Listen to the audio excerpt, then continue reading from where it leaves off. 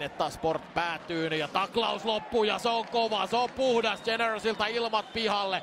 Tyrväinen pistää todella komean taklauksen, nyt sitten kyllä Tyrväistä yritetään kuumentaa Sport-pelaajia. Nyt tulee pakko tulla jäähy. Käsittämätön ratkaisu nyt. Generos käy kuumana ja haluaisi tiputtaa hanskat.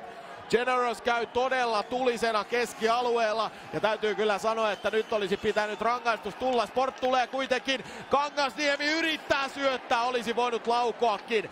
Tyrväistä lyötiin keskialueella täysin surutta poikittaisella selkään, siitä ei tuomaristo jäähyä antanut ja nyt Sport pistää kiekon pitkänä päätyyn. 3 minuuttia 2 sekuntia toista erää jäljellä. Matt Generos olisi halunnut lähteä tappeluun Antti Tyrväisen kanssa, näin ei kuitenkaan tapahdu. Ensiksi Tyrväiseltä kova taklaus siellä maalin takana, tulee tässä.